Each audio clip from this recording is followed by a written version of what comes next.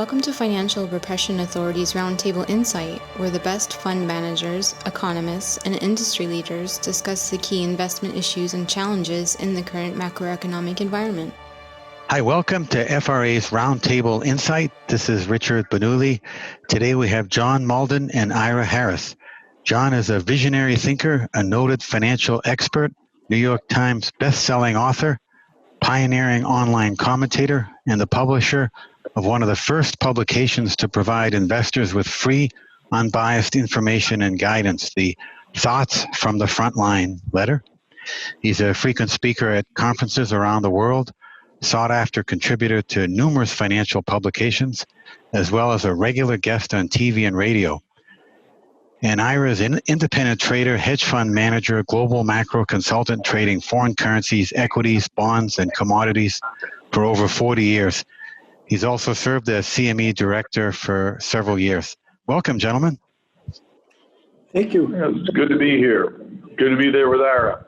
Thank you, John. Pleasure. This is a great pleasure indeed for me. Thanks. Great. There's so much to discuss, but just wanted to get your initial thoughts, John. What do you make of what's happening in the economy and the financial markets? Well, those are two different things. Number one, the economy is beginning to recover, but recover is a long way from recovered. And can I imagine us by the end of the year, in the first quarter next year, being back to 90%, maybe a little bit more of where we were a year ago? For 2019, yes, but that means you're still 8 to 10% down. We'll still have high single digits unemployment, 8-9% unemployment. That is normally what we'd consider recession territory. That's hardly a V-shaped. What we're getting now is the kind of the simple stuff, if you will. There's just the opening of the office, people going back, but you're not seeing enough, to use an example, you're not seeing enough traffic in restaurants to make them profitable. They're hoping traffic picks up, but, open table is dropping off in some areas. Where there's more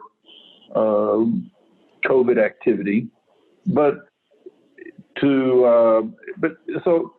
economy is going to pick up eventually. 2021 earliest, probably 22, 23. We're back to where we were at GDP levels. This is a recession unlike any recession we've had in our history. This is a recession that's a service sector-led recession. The service sector was almost 85-90% of our economy, and we just knocked 40% of that off. We've never done that. And so we're having to recover from that. And a lot of restaurants, a lot of businesses are just not going to be able to open. Now, will they eventually, when we get a vaccine, when we get a way to treat this, will it all settle down? Yes. But people that are expecting us to be back to normal by this fall, I think are kidding themselves. Now, that's completely different than the market. When the Federal Reserve is supplying multiple trillions of dollars and is continuing to do so, and that money does seem to be finding its way into the markets. It's like, don't try to. One of the worst things that investors, and I'm sure Ira would agree with me, can do is to say, well, the market should be like this, therefore I'm going to invest like that. Well, you have to invest like the market is, and right now the market's wanting to go up. So it's kind of like, why fight it? Now, because of the nature of it going up, I would have tighter stops. I would be, looking at what I want to hold long term. I'd be paying attention to dividends. I'd be wanting to look at the underlying business models for the business. What are earnings going to look like a year from now? 6 to 9 months from now, because we're going to see some serious earnings disappointment. Everybody expects earnings for the second quarter when they come out to be ugly. They expect earnings for third quarter to be ugly, but when the earnings come out for first quarter next year and they're still ugly for many companies, not every company. Some companies are going to have better earnings, but it's going to be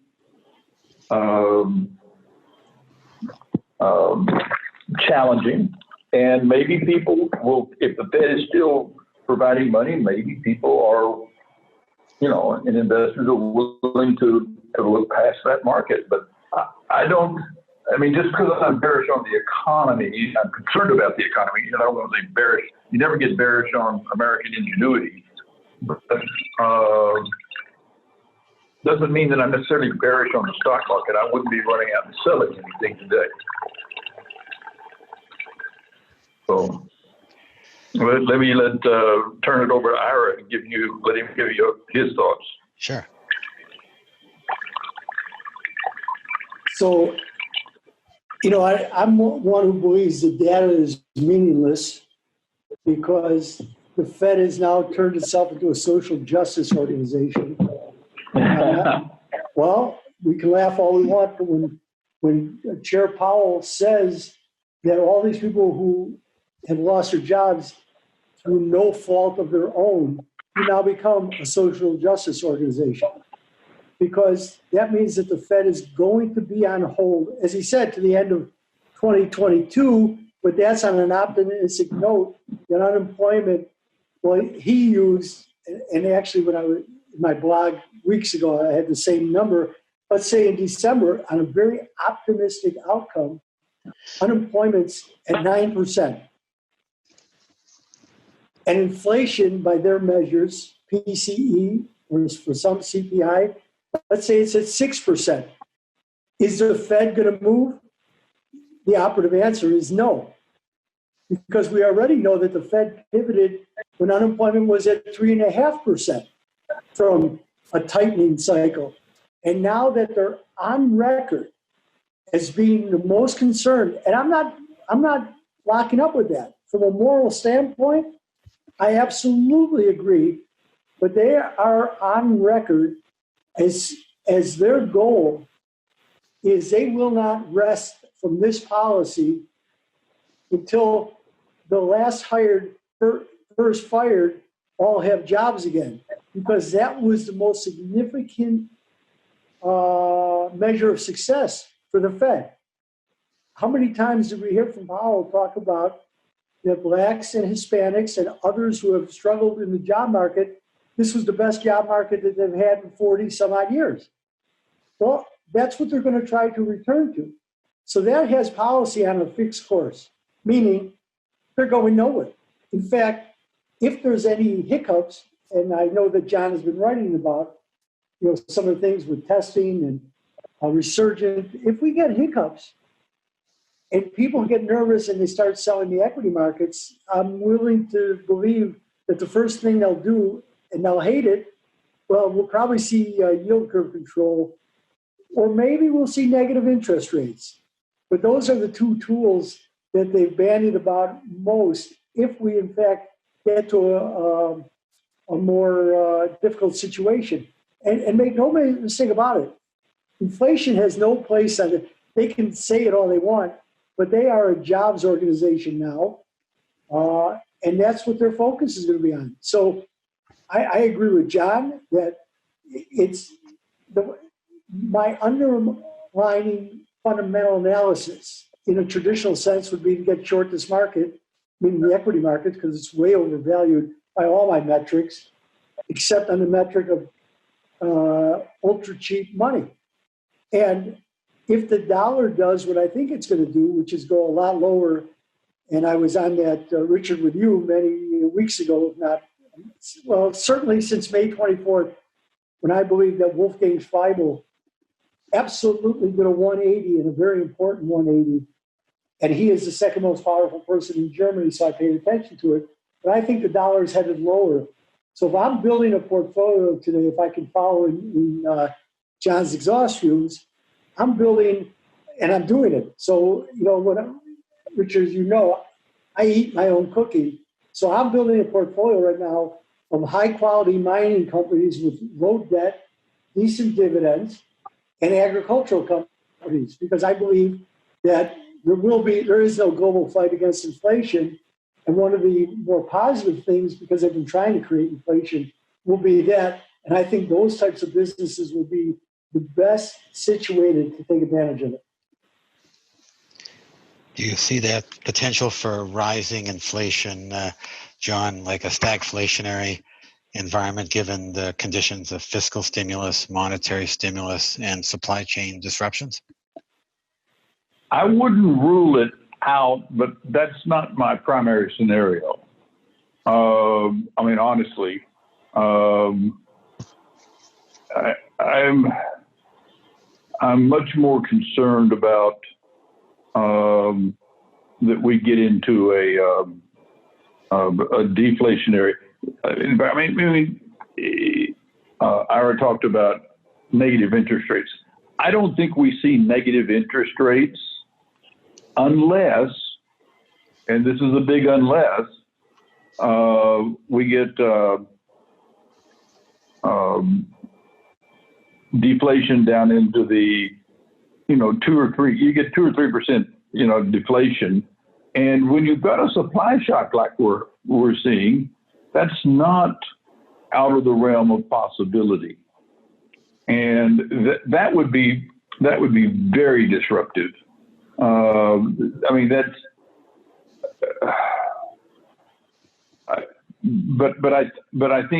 I think you honestly would have to see something. You'd have to see real deflation before you get negative interest rates. I think they'd be willing to do it if they saw real deflation. We've got a true dichotomy, and I just don't know how to gauge it. I wish I was smart enough. We're going to see supply issues because we're trying to fix our supply chain. Bluntly, and I don't think it's a bad idea to be fixing the supply chain. We've finally realized as a country that, maybe we can't trust the Chinese, or the more rational way to look at it is we don't need all our eggs in one basket. The swabs, for instance, that we needed, which we're now getting enough of. We're getting them from Italy. They're starting to make them here in the U.S. The swabs that we bought to do the tests all came from within 2 miles of each other in Milan, Italy, right in the very epicenter of the COVID thing. So they literally got shut down. It's like, who planned this? And the answer is nobody planned it. It just, it worked out that, we're getting our swabs from here. And everybody thought about price, and nobody was paying any attention to supply chains. Supply, and so we're going to be moving more and more businesses, not just in medicine, are going to be moving their, really, stuff that we really honestly, Scouts Honor got to have. Okay, we can't afford to be without that product, and we're going to see that, I believe, happen more and more. So, and that's a good thing, but that has the real potential to be disruptive. Interesting. And your thoughts, Ira?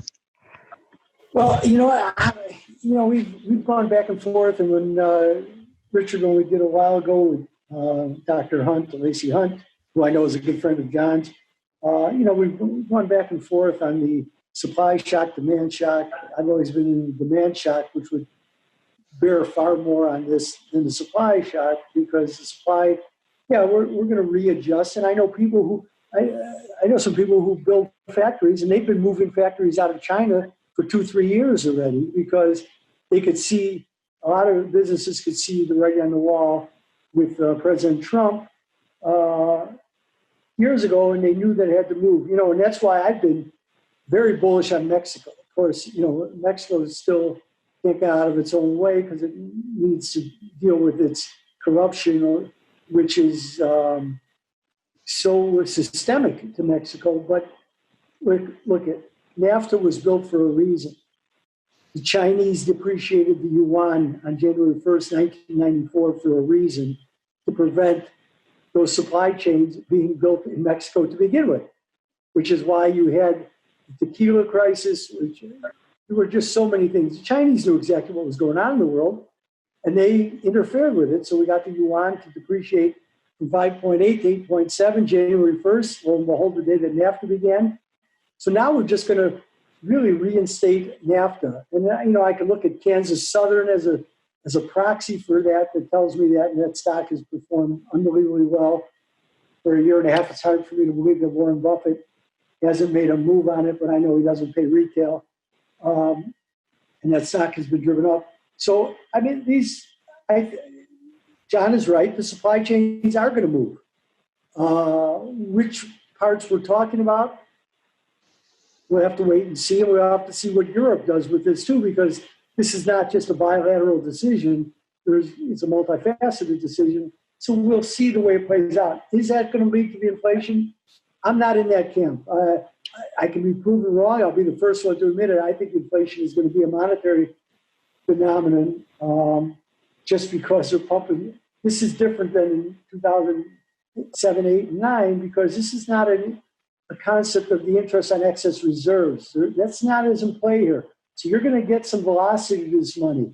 You're starting to get a little now. I know those velocity numbers are still very, very weak, but that's where I'll be watching. And if you couple that with a weak dollar, which I think is coming, I think we'll get some of that in play in a very dramatic fashion. But those supply chains are going to move. Listen, the capacity, some of those industrial capacity, manufacturing capacity has already moved out of China to Malaysia, Vietnam, Cambodia. Indonesia is always a work in progress.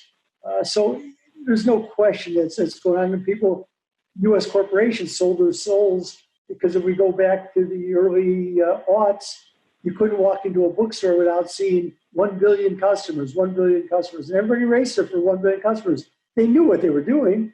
They knew that they were selling their souls for access to that.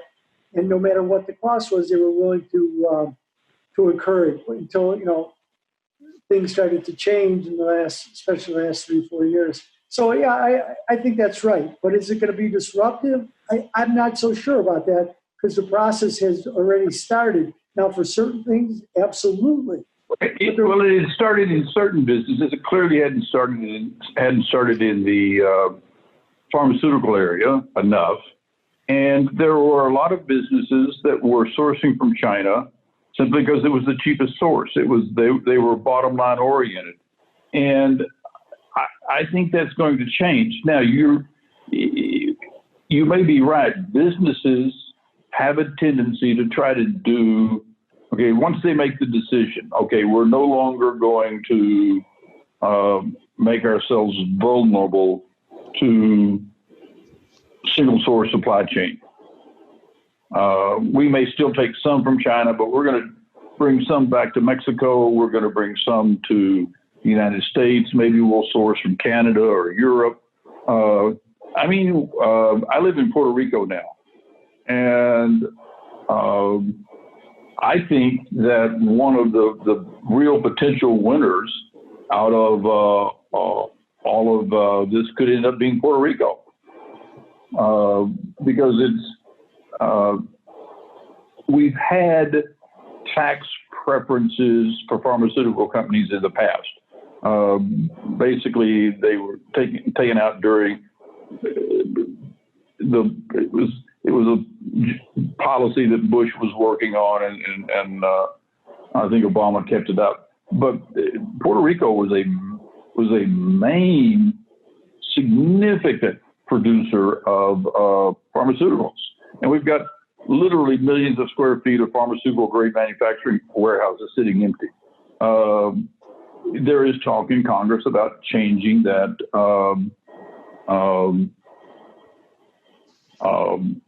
those policies back, if you will, to where we were. Well, that would make sense. And so now you've got, a lot of the things that we were making. I mean, simple stuff. I'm not talking about complicated medicines here. But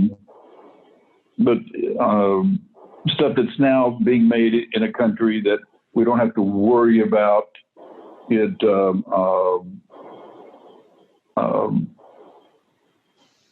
not being politically friendly. Well, I agree. And I think Puerto Rico is a perfect recipient of it. And they've done enough, with so many tax incentives to get, but it's high time to really put that into play. But that's, to me, a very similar story to Mexico. Keep them close. And you know what? And you are just going to turn here, and labor is going to start to get a bigger piece of the reward rather than just global capital, prancing around the world, arbitraging cheap labor. That is going to be, I think, one of the most significant changes. And I think when Tomas Piketty, back in 2012, when he came out with his book, I think that was, he put a light on it. It was too thick a read for most people.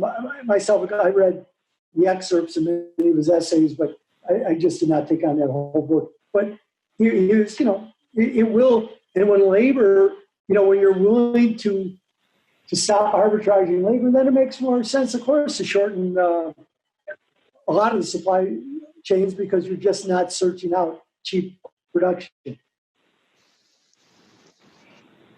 And John, do you see the potential for large-scale fiscal stimulus by governments in either Europe or North America? Oh, absolutely. We'll have a small scale by the end of July, before they go for the summer break. They'll do some type of extension of unemployment. I don't know whether they'll do it at the level, of $600 a week. Maybe they take it down to $500 or I mean, there's just, I mean, sadly, honestly, we just have no way of knowing what these guys are going to be doing. It's just, they're winging it as they're making it up as they go along. But that being said, they'll give us something. And there'll be, the Democrats wanted a $3 trillion bill. That's a non-starter. But they're going to get something.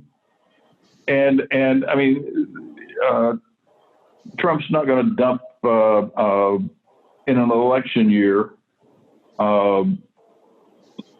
He's not going to hang that many people out to dry. It's just not going to happen. And then they're going to come back from their summer break, and then we'll get real stimulus. By that, you mean like a large-scale infrastructure type of spending? Large scale. I mean, they'll throw the book at it. Okay. Because they all want to be seen as doing something prior to the election. Both sides, and I just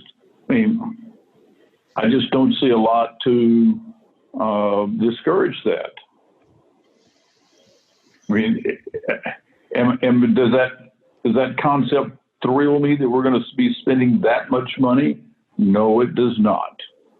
Do I think we will? Yes, I do. And your thoughts, Ira? I Couldn't agree with John more. The only thing that I would say, a pox on both of them, because this plan should have been in place. With you, Richard, I've argued with, Peter Booker and I both argued with David Rosenberg, because at 3.5% unemployment, when we discussed this back in February and March, David was worried about where you're going to find the workers. Well, we know there's no problem finding the workers in a very fast fashion here. And these plans should have been there. Roads, airports, come on. But they've got nothing. They've got nothing, but I agree with John. You can't afford the mal-optics of doing nothing, especially with the amount of unemployment that we're struggling through. And I don't see any real resolution of it. And it's really a shame, because right now we're just, excuse my French, pissing money, and we're not investing it. We're not investing it. We're trying to hold back the water, but we should really be projects that are really holding back the water with infrastructure projects, and these should have been in place. But both, it pox on all their houses because they have nothing. There was no preparation of this whatsoever, and so now they will put some things together to look like they're doing something. But, and I agree with John. There's no way they can't possibly go into the election year. They'll get every dime spent that everybody wants. So absolutely in agreement. And how I played in the markets, that's why I like the miners and other things to go with them, because I do believe in that. And I look at other facets of this, especially companies like Fluor, which should be at the forefront of this, but has been so badly managed. And John, I'm sure, knows more far about it than I do, because he's down in Puerto Rico and they've had nothing but problems down there anyway. So, I mean, this is the stuff that we should be really looking at and should be in movement now. So I agree with him. It's coming. It will be there. And final. Right. Yeah. Sorry. Do you want to mention something, John? No, I don't want to comment. I think he's right. I mean, it doesn't make any difference whether we agree with it or not. It's going to get done. Mm-hmm. Yeah, and there's no price too high, John. They've showed us that. They don't care. Their fear is not spending money. And final question, John, you've written recently on your vision of a wonderful new world coming out of this challenging situation. Can you elaborate on that vision?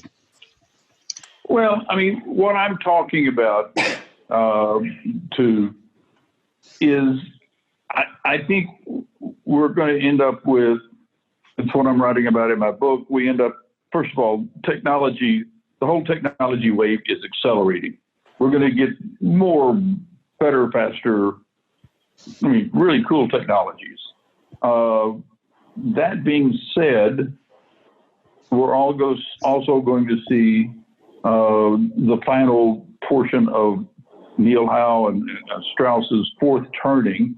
Which if you go back and you read those books now, it's like reading the news.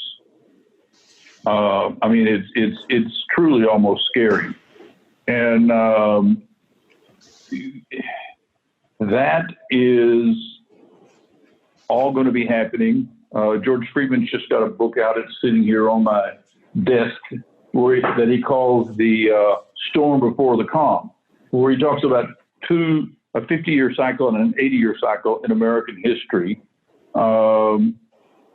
And what he's arguing is that we're getting ready to see, for the first time in our history in this country, we're getting ready to see those cycles come together at the same time, just about the end of the fourth turning. So we're going to have this double whammy, and what I've been calling the Great Reset, which is when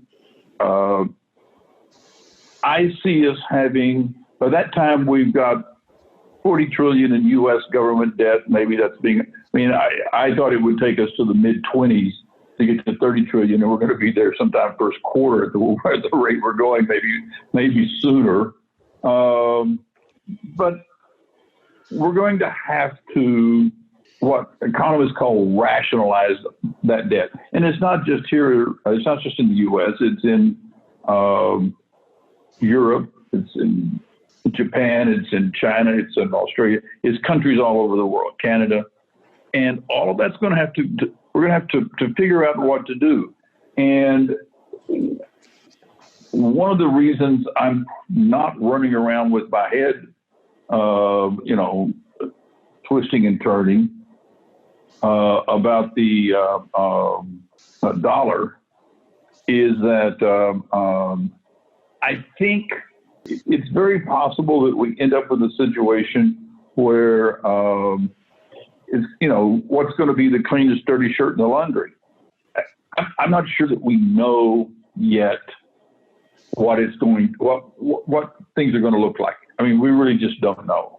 We'll see. First of all, we have to know who are the politicians that are going to be running the world in 2027, 2028. Who's going to be in charge? To get an idea, realistic idea of what kind of policies are they going to put in place. Right now, we don't know what those policies are going to be because we don't know who it's going to be, who's going to be making those decisions. But there will be no good decisions available. There will only be a set of bad choices. And they'll have to make them. They'll have to figure out how we're going to rationalize the debt. And that's going to be some very big losers and some very big winners. But I do think coming out the other side of that, we have had numerous situations, like a couple hundred, where countries have destroyed their currency and, 3 years later, 2 years later, they come back and they're back up and operating and they're doing well. So it should not surprise us to see that happen again. So I'm not being Pollyannish here. I'm just saying once you've rationalized that debt, which I think is the big drag on the economy. Well, now you've got something that you can move forward on, and I think we do. And the technology is improving. We're going to see. I think the biotechnology we're going to see in the mid to late 20s. It's getting better all the time. But it's going to be really phenomenal. We're going to see health cures, technology, cheaper energy, more abundance in the 30s than we can possibly imagine today. Now, Ira may be right. We may see gold at 10,000. Wait. I didn't say that. I didn't say that. Well, you were saying, we didn't even talk. Okay, we didn't even talk about gold. Okay, well, you talked about buying gold stocks and miners. Yeah. Okay, so I'm assuming that you're a gold bull if you're buying gold stocks and gold miners, and so forth. As I tell and by the way, I haven't sold any of my gold; it's still sitting in the bank vault. But I think we have no. It depends on who the politicians are running it.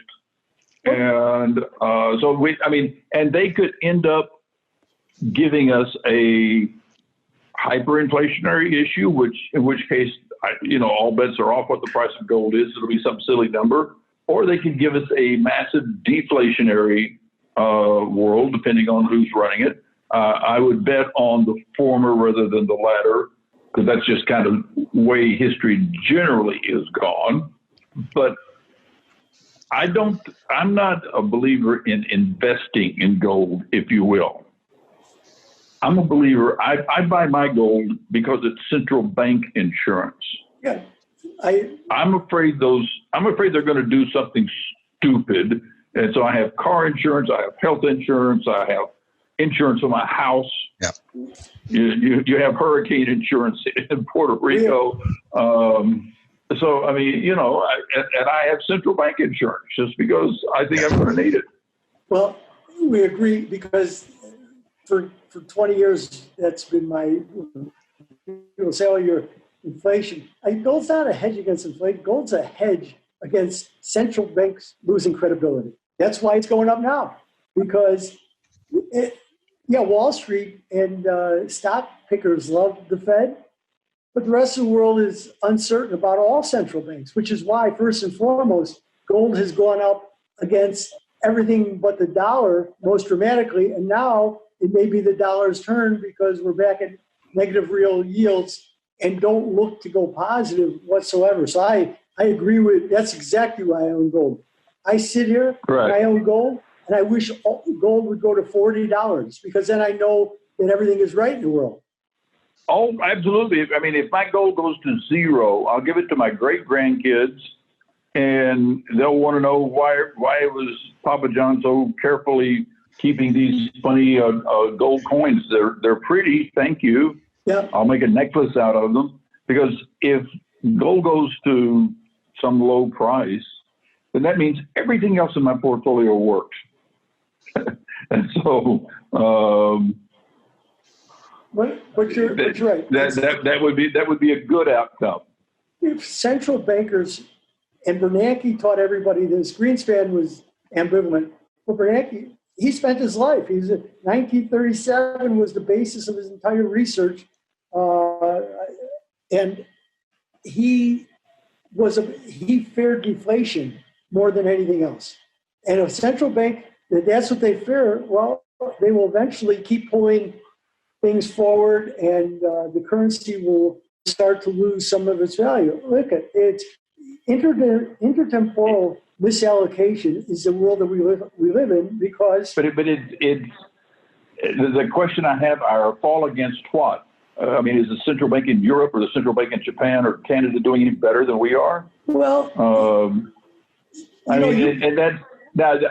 if it falls against something, it'll fall against gold.